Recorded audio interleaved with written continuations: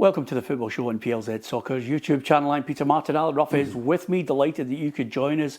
And thank you very much to everyone who's subscribed to our YouTube channel. And don't forget, if you want to win yourself a chance with you and your pal to go to the Champions League final at the Puskás Arena in Budapest, then all you have to do is subscribe to PLZ Premium and you'll be in the draw. So subscribe all the way through to the end of the summer. And before we hit the end of April, you'll know whether you're on the plane, flights and accommodation thrown in. Obviously on Friday we'll look back at Rangers, Aberdeen and Celtic and their European adventures.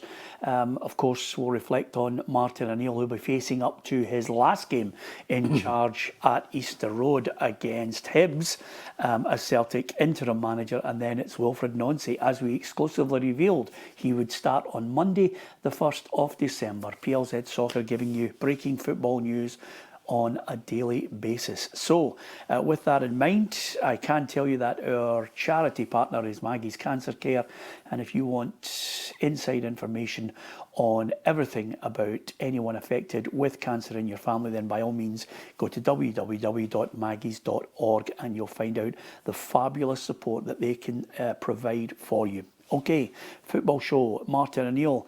Obviously, he'll be in European adventures, Ruffy, and then domestic, and then it's thank you very much, I've done my bit.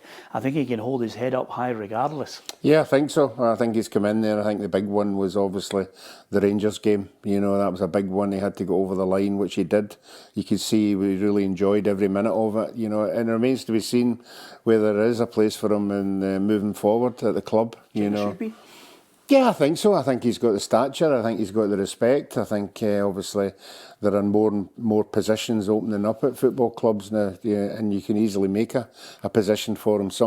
You need somebody like that run about the club, you know, to practically join them back together again. Yeah, I think Martin will be surprised when he eventually takes a step out of Celtic once more. He might be retained, as you said, but if he does take a step out, I think the one element that will come out from any chats with him is a real surprise, I think, at the lack of quality in that whole squad. Yeah, he's had a chance to have a look at them. Obviously, as the day was and the weeks and days have been going on, it's getting very, very apparent. I think it was very apparent in the St Mirren game as the game moved on, particularly the starting lineup. And then obviously with the last 10-15 minutes to go, the players who were coming onto the park were nowhere near the quality that Celtic used to have before they started selling their top players. Yeah, do you think I was on the money saying that only Callum McGregor would get into Martin O'Neill's 2001 side, even if I'm really struggling to think. It might be a case of, listen, every now and then, Callum, you might have to play left of the midfield, but you know you'll get a game. Yeah, well, there's no doubt about it. There's none of the front three would get in any of Martin's team.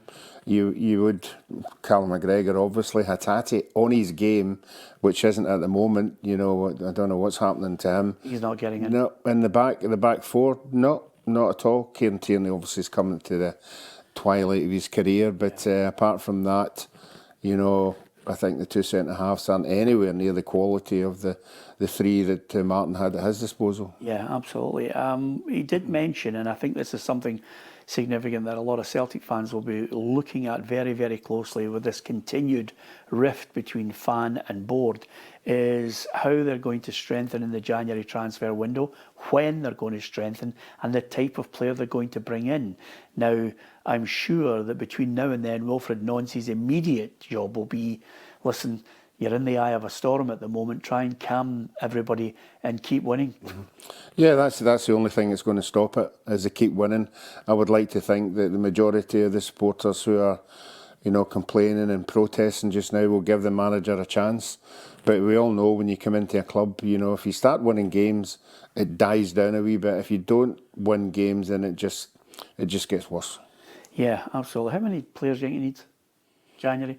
Well, I think he needs to, instead of waiting until the summer, I know a manager said, it's difficult to deal, you know, in a window in January, but I think he's got to throw that out the window and take a gamble. He's got to bring at least 4 players in that are better, if not on the park, but on the bench. He's got to have players coming on who are going to make a significant difference. Oh, I disagree with you. I think he needs 4 starters. Centre half. Up front, the centre half, up front most definitely. Right winger. Striker, definitely a striker. 2 strikers. Yeah, yeah, I agree with you. You know, I mean, it's unfair in the boy Kenny, who's been thrown in there, a young boy who's obviously plied his trade in Ireland and come over here, and now he's the #1 striker. You know, that just shows you the depth and quality that there is there at the moment. Yeah, I'm looking at the rest of the players. I think of the players that I think will not have a long-term future there and some that are questionable. I think Maeda will go in the January transfer window. Do you, Ruffy? Yeah, I think he's made his case. You know, I think obviously the disappointment.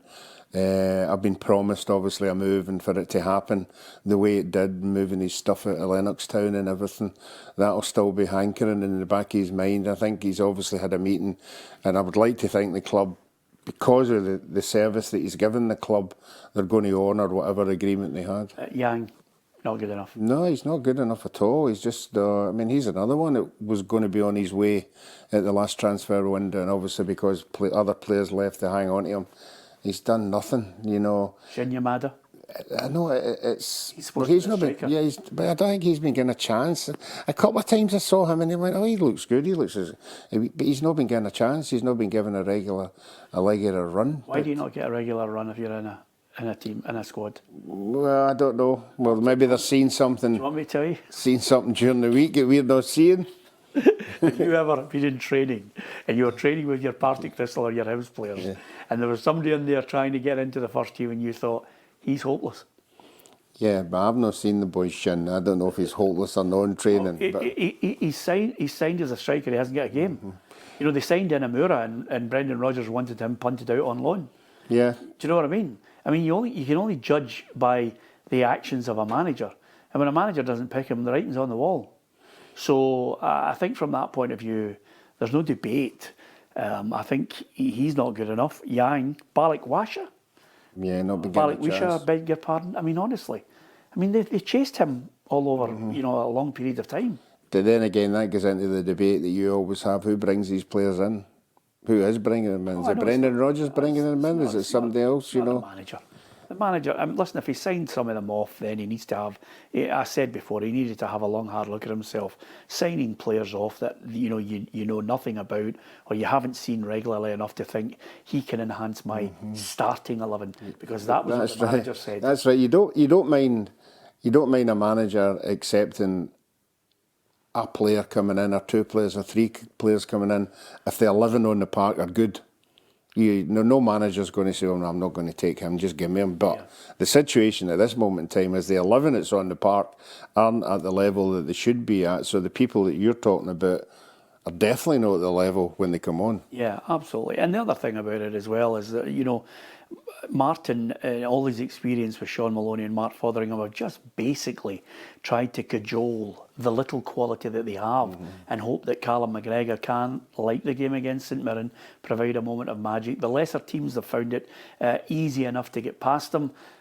They'll have a test against Hibs on Sunday, I have to say. But if Hibs play the way they played against Motherwell when I watched them in midweek, I still think they'll overcome them. Yeah, again, you know, the whole league, there's been an inconsistency there from every team. You know, I mean, we keep looking at Hibs and we go, "No, here we go. Here's a wee run going on," and then obviously it gets halted for whatever reason.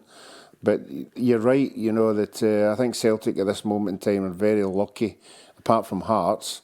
The rest of the team haven't got any consistency come up against them, but they're making it hard for them to win games. Yeah, if I think this could be a weekend of somebody getting reeled right in. I really fancy Motherwell to give Hearts the toughest game they've had. Yeah, but we keep talking about Hearts going, "Oh, this is a tester." It was a tester against Aberdeen. They didn't come through it, so this is another one. A team that's going particularly well, a lot of confidence. You can hear the manager, you can hear the players. I fancy Motherwell to take them. Is it a Motherwell? Yeah. A better chance at Motherwell than they have at Tynecastle. So I mean, the confidence high. Yeah, the confidence is good. Yeah, it certainly is. You know, and I think a couple of weeks ago saying, "Well, we've not got a striker, a big striker that's going to score goals," but certainly everybody else is chipping in. So, I mean, that's getting them by just now. Yeah. Talking about getting by, I mean, obviously we'll discuss Feyenoord on tomorrow's show, but for Danny Rule, He's got a couple of big decisions to make when it hits that January transfer window, and I think the board know that they're going to have to tweak the squad. Raskin's making all the right noises, basically saying, listen, I'm open to contract talks. I'm not going to run down my contract to leave for nothing because I owe the club something. I want to pay them back. They'll get money for me. So that I thought was commendable. Now you're in a situation where you think, January, cash in Raskin? Yeah, well, again, he has to start playing. He's not, at this moment in time, I can't see a club going in there and paying the money that we were talking about 6-7 months ago. I mean, we were away up at 15 million somewhere. Yeah. The performances he's putting in just now are bang average. What price do you think he is? I spoke to Charlie Adam. He reckons he'll get 32 million for him. At this moment in time, at this moment in time, I'm thinking 7, 8, 9 million. I was thinking 7, 8 million. 7 to 9 million. Yeah, and again, it depends on the club and it depends on the market. He doesn't win. He's he dealing. doesn't win games. No, I think Alec Ray made a really good point the other day there. He doesn't influence games going forward. He does all his work, I would say a third of the park away from where Callum McGregor is making a difference, But he's not influencing games for me. I think he's a good player. He's obviously good enough to be in a Belgium team, but he's not like grabbing a hold of a Rangers team the way Barry Ferguson did and said, right, this is the way ahead. I'm going to dictate. I'm going to be the leader. He's not doing that. No, I agree with you. How many players do you think Rangers need? January window. Bearing in mind they've spent a heck of a lot of money. Yeah, I think I've actually put down a few players that I think are going to be heading out the door or should be heading out the door. Now, some of them obviously are just in the door, but I'm being ruthless here on their contribution. Inciala, I don't think is good enough for Rangers. Aarons, Rothwell, Raskin, obviously. Antman, Asgard and Magoma, I think, are all on that edge of, listen, you're going to have to do something. You're not going to be part of the plans. The manager will have looked at some of these players and thought, what level are they at? So if I've picked them, and I'm being kind, by the way, because I definitely think they need a completely new back four. Regardless of the injuries, Suter's out injured. Cornelius is going to be out for a while. Yep. I think new back four. As they move forward, they'll not get it in January, but he'll definitely look for it in summer. That Rangers side in the back line is where a lot of the problems have come from. So I would say centre half, right back, a strong, physical, tall midfielder and a striker. Yeah, I think he'll already assessed that himself. When he came in, he said, look, I'm going to be ruthless here. I'm going to, if you know of the standard and the quality I'm going, you're out the door. So I think in January, we're going to see a Rangers manager who's going to be very, very ruthless. Obviously, you've got to get guys out of contract who are sitting there picking up quality wages. I don't know how you get them out the door, but certainly I think he's going to, that this January as a Rangers manager, I think you're going to see somebody who's going to act very, very quickly. Yeah. And again, I think he just needs to park Europe, concentrate on dragging out performances and wins. That's all he needs to do. Yeah. In Europe, it's about performance. It's about not getting scalped, and then it's about going into the Premier games and closing the gap, obviously, with the other team's inconsistency. But he got a wee break last week. I think Wally Collins came out and said we made a mistake. Yeah. It was a penalty. So he's getting a wee rub of the green there. That'd have been 2 points, taken away from them. It could have been 3. So he got away with one there, but obviously there's tougher games coming up. And just on that point, as we move on from Celtic and Rangers to Livingston, they must feel mightily aggrieved. And I think there's a real spotlight on the ineptitude of some of our officials.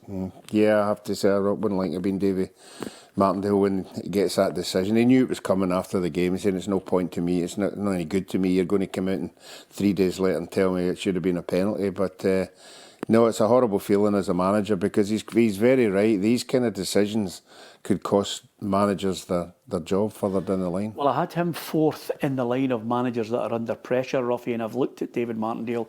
It's a situation where I think he's in with the bricks at Livingston. But, they bounce back into the Premier League. They've started to play, and I think to be kind to them, they've played a better brand of football, but they've been found out on more than a few occasions trying to play that brand of football. 1 win in the 13 league games this season, which isn't good. And in the last 12 games, he's lost 8 and drawn the other 4. And I think, they can score goals because they've conceded 24 and they've scored 10. Yeah, I think the new owners bought into how hard it is. I think the new owner gave him a bigger budget. He brought in some better players. You know, I think the brand of football, as far as the fans are concerned, I don't know whether the fan base is up.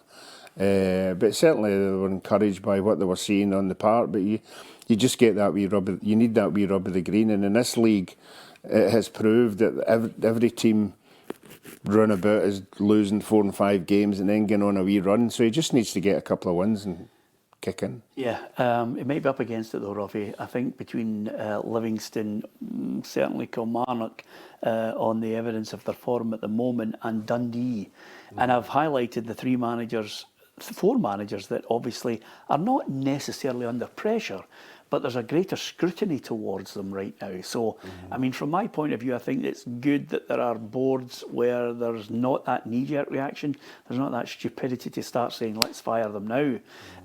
But Stuart Kettlewell, Jim Goodwin, Stephen Presley, David Martindale, if you were delivering a report card to them right now, it would just say, you know, it's a C-, must do better. You know, nothing's decided.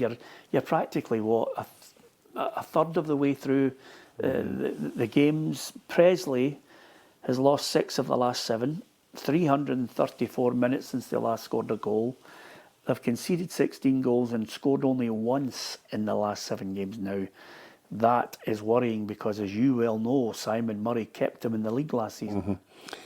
But he's already went on record to say he is in communication with the owner, and any time he speaks to the owner hasn't indicated any panic button yet. You know, I think after the window, I think around about February, March, if anybody starts to get tailed off or everybody draws away from, that's when the panic button will come. Because you mean if they're marooned? If they're marooned, they don't want to go into that championship. You know, it's very difficult to get out of the championship. So that's when you'll see a reaction from the owners, depending on if anybody's tailed off everybody else. Yeah, I think, you know, hopefully, as he said, John Nelms is certainly at peace with him at the moment. I hope he gets the chance just to try and get the team round to the way he wants them to play. I do like Stephen Presley.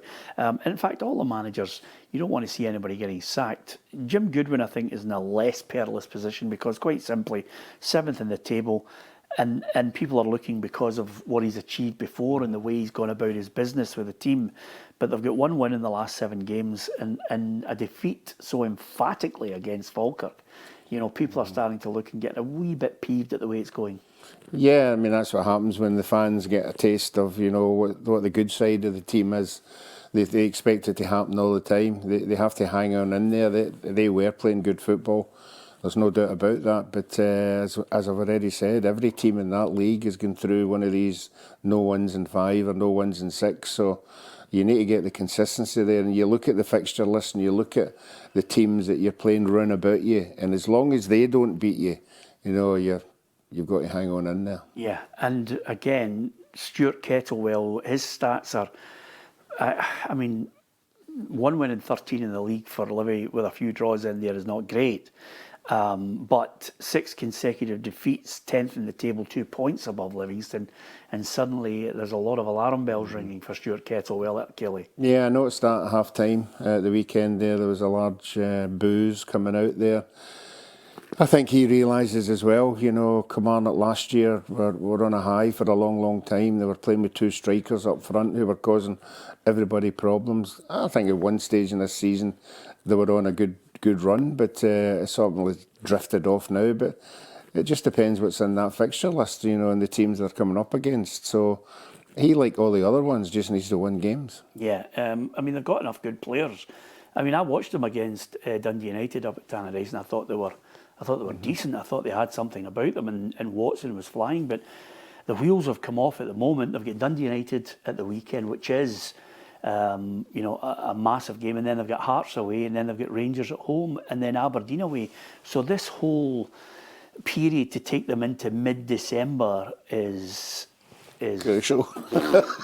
I mean, I'm saying to myself, unless, you know, you would look in this, he probably is he saying to the players, listen, we need a home win here because the next three games could, you know, seriously impact us. Yeah, I would agree with that. I think, unfortunately, the players are beginning to these games knowing the games that are coming up, so the pressure usually happens on the park. That's when you see them panicking a wee bit, but he needs to win it. You can't go 7, 8 and 9 games defeated, Ruffy, unless you're an Aberdeen boss, because you can go on a massive run one way or another and you're fantastic. I don't know. Billy Bowie, we know Billy Bowie, really great for the game, great for Kilmarnock. You know, he's not come out and said anything or anything like that. So it depends what the remit is with Stuart going in there. So he definitely won't want to be down in that bottom two. Right, now I'm looking at the table and I'm saying to myself, okay, where are you going with this? Because we are switching on a regular basis here. But if I look from,